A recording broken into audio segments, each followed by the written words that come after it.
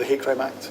We have seen, I'm afraid, not just in the UK, of course Scotland, but right across many parts of the world, this kind of rising tide of hatred against people because of their protected characteristics. And Scotland, having this hate crime legislation, protecting people, giving them that protection from hatred, while at the same time protecting people in terms of the freedom of expression, for me ensures that we've got a piece of legislation that will be enacted and implemented in a way that is absolutely balanced, make sure it absolutely protects people in their freedom of expression, but guards people from, as I say, that rising tide of hatred we've seen far too often in our society.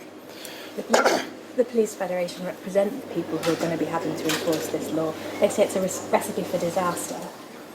Is it? I couldn't disagree more, I'm afraid. If you hear what the Chief Constable has to say, of course there has been appropriate training in place, but also the police officers have been dealing with hatred for many, many decades and been doing it very sensibly indeed. Let's take the new offences, the stirring up offences that have been the focus of a lot of discourse and discussion.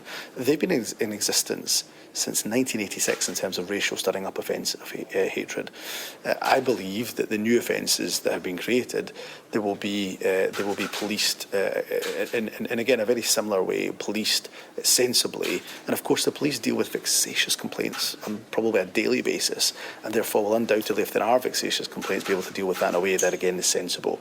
This bill is about protecting people against that rising tide of hatred we see far too prevalent in our society nowadays.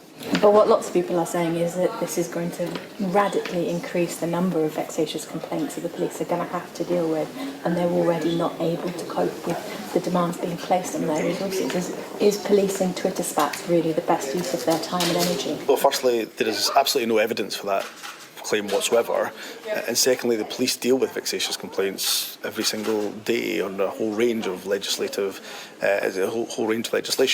They deal with those vexatious complaints effectively and sensibly. Let's not take away from the fact we've got a Hate Crime Act in place, implemented in force, because there is far too much hatred in our society.